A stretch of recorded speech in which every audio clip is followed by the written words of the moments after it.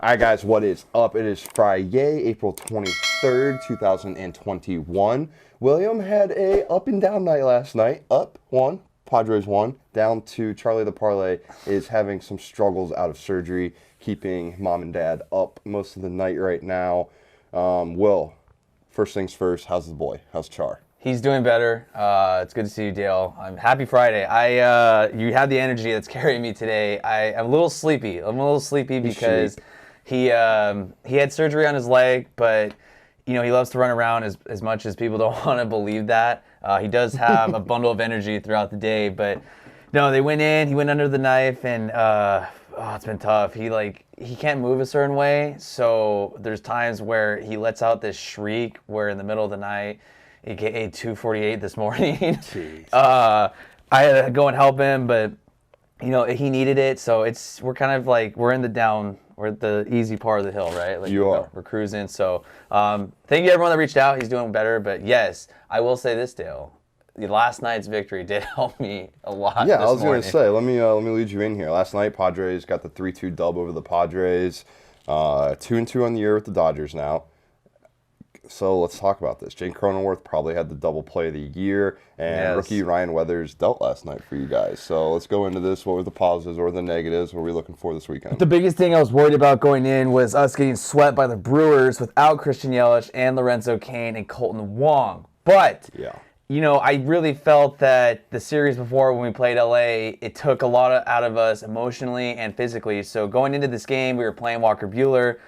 I love Ryan Weathers. First off, he is a rookie, a 21-year-old, drafted him out of high school. He made his first appearance in Major League Baseball last year during the NLDS versus the Dodgers. So last night, 5 2/3, gave it 6 Ks. You know what I'm pissed about? The only hit he gave up was to fucking Walker Buehler, whose pants are tighter than an emo in 2005 who still shops at Hot Topic. But that's besides the point. We were able to get into the Dodgers bullpen, which I gotta say, if there is a weakness on that team, it is the back end of the bullpen. So for these teams, they need to exploit that. No, but look, the Dodgers, they scuffled against our left-handed pitching. So Ryan Weathers, way to deal.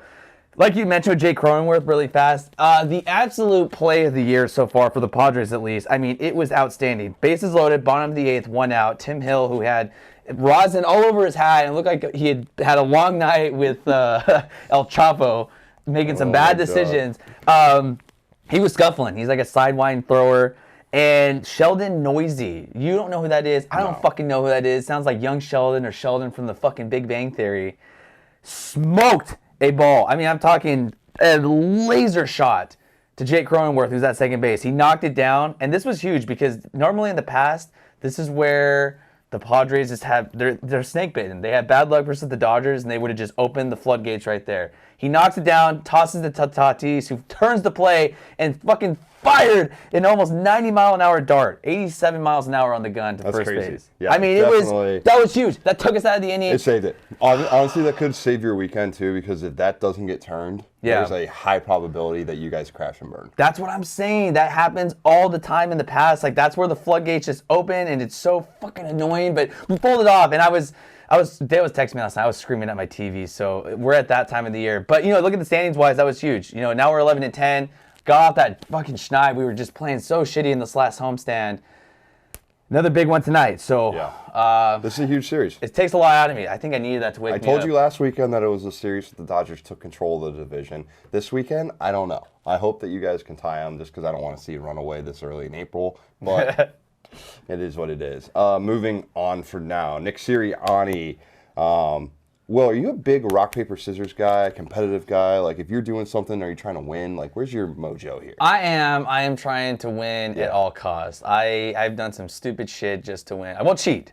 I'll get as close as I can to the line, but I play fair. Are you a guy that cares more about winning or about losing? Obviously winning. That goes without saying. I don't even care about winning. I just hate losing. So what Dale's talking about, Nick Sirianni is the head coach for the Philadelphia Eagles. So we have the draft next week, so stay tuned. Dale and I, along with Zoe and Josh, did a pretty badass pre-draft show. So stay tuned for that, JP25 Media. The reason we bring this up, Nick Sirianni, as I mentioned, he has this whole agenda that he has to go through with these NFL draft prospects. He's going to pro days. He's meeting with players. He's meeting with agents. So normally there's workouts. You could test how fast a guy runs, how strong he is, how high he jumps. But there's an intangible that I guess you can measure now. Normally, like Dale says, you want a competitive guy. Yeah. You want a guy that's going to want to win. Compete on all levels. It doesn't matter. He can roll out of bed. It doesn't matter if it's... This is wins. Yes, exactly. This is winning. Here is Nick Sirianni's logic on trying to basically see how much competitive edge his draft prospects have. You ever played rock, paper, scissors? Once or twice. Nick Sirianni is playing rock, paper, scissors to test the competitive edge of these NFL draft prospects. Dale, is that a reasonable or legitimate gauge for these NFL draft prospects? I mean, I get the point that he was trying to make here. I don't think he'd give a flying fuck if these guys like rock, paper, scissors or not. But it's the principle of it, not the practice. He wants a guy whose brain flips the switch wired differently to intense, no, I'm beating your ass. So, like, that's what he's trying to do. It's interesting because he's got to be creative, right? Yeah. Like, he'd never be playing rock, paper, scissors if they were doing in-house meetings for these rookie prospects and things like that. But since they're all doing, like, Zoom calls and things like that, I don't know. I kind of like the angle he's playing here. I know he's getting, like, jabbed up a little bit, but, like, be ready to go. Look, you just said jabbed right there. Throw on some freaking boxing mitts. There's other competitive ways. I like the principle of it all. I'm the same way. Yeah. I want a guy that's going to wake up and says, I don't give a fuck. I want to win. But hopscotch, jump rope, whatever. Now, he could have stayed silent on this. He could have been a little more creative than saying, oh, we fucking play rock, paper, scissors. What, you couldn't play fucking Simon Says? You couldn't play heads up, 7-up? It's funny, because in the same interview, he declined to name Jalen Hurts the starter after trading Carson Wentz this year. So it took some heat from that. And then he also... So it's just getting compounded. It was. And then he also later clarified that situation, saying that he wouldn't be naming any starters due to lack of time that he's seen any player. But, like, it was just funny. It wasn't, from start to finish, it was a very, very funny interview. But he's saying all the right things. He is. But we all know that Jalen Hurts is going to start. Joe Flacco, really? Is he going to go and fucking start in Philly? He might, actually. Is Joe Flacco elite? I don't know. That's a question that's been going around for years now. I like saying that he is to piss people off. He is. He has a Super Bowl. He has a Super Bowl by not being elite. But, above all, dude, I mean, we've competed in some weird things. Rock, paper, scissors, though, that is a first. Takes a cake. But think about how competitive rock, paper, scissors gets, like, when it's you versus your boy to, like, have to go do something. Now, it's intense. It's like... Now, are you the asshole when you do rock, paper, scissors? Are you rock, paper, scissors, shoot? And then if you don't get the right one, if you say you have scissors and he has paper, and they're like, no, that doesn't count. So then you end up doing like 5 different times. Everyone out of high school knows that it's simply rock, paper, scissors. And then on scissors you go. Should we drop a poll on that? We should. I think we should. It's poll worthy. I think we're going to have to take some notes on that. Poll worthy. Don't be that guy. I'm glad you're not that guy. Yeah, don't be that guy. Well, I know we touched on this a little bit, but this weekend coming up, big sports weekend. You have 3 games remaining. What day are we most looking forward to in this Padres-Dodgers series? Well, there's some other great stuff on this weekend for sure. We have the NBA playoffs rounding into shape. Anthony Davis returned to the Lakers, so Laker fans, I'm sure you're very happy. But the thing that I'm really looking forward to this weekend, Sunday Night Baseball. The Padres have not played on Sunday Night Baseball in over a decade now, so they're going to be taking on the LA Dodgers. I know. Sorry that my team didn't go to the World Series in the last 5 years. We're getting there, though. Joe Musgrove versus what's supposed to be either Julio Urias or Dustin May. This is going to be a great showcase. I'm glad that the Padres are getting some national attention. I will be glued to this series the entire weekend. It comes at no surprise. Dale Siv, what are you looking forward to this weekend? Well, now that I'm sad that we don't have a World Series caliber team anymore, nothing. No, I'm just kidding. UFC 261 tomorrow night. Listen, Jorge Masvidal, Kamaru Usman 2. Bo and I talked about this on our episode a couple weeks ago before the Stipe fight. I'm excited for this. I don't know if the outcome's going to be much different than the previous fights, but listen, Masvidal got a whole camp. There's time for him to make adjustments. Can he go in there and stop Usman? Because out of anyone in that division, Masvidal's not afraid of anybody. Yeah. He will go in there. He will throw hands. Like we saw the epic fights that he had with fucking Nate Diaz. Like he will go throw hands with anybody.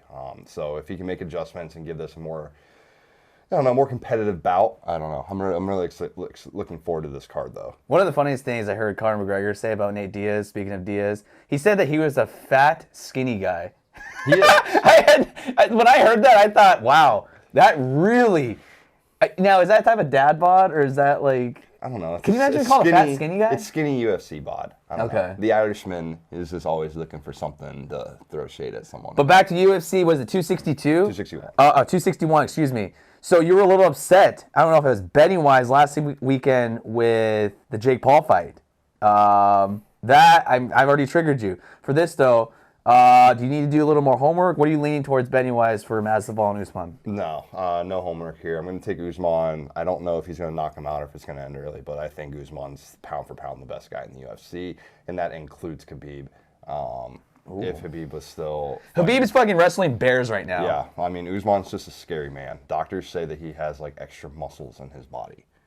Oh, Jesus. Can you imagine having a muscle on top of a muscle? Literally, like, he's, like, that much of a man. He looks like a SpongeBob character. Yeah, we'll definitely recap that fight Monday morning. Guys, do not forget to give us the follows at wotmdaily, Twitter, Instagram, TikTok. Give us a sub on YouTube at JP25 Media, Apple, Spotify. We'll have a lot of stuff coming out this week. Bets are back up on the stories daily. Good job, by the way. Thank you. If you guys need a bookie, need anything, please hit us up. Let us know. We've got some connects, get you some free play. So have a great weekend. Be safe. Have fun. Don't black out too much. William, let's have a good time, huh? I think I'm going to tell you to not black out too much. Continue to send the good vibes to Charlie the Parlay Pup. Thank you guys. It means a lot. Be safe. Make smart decisions. Have a great weekend. Let's go.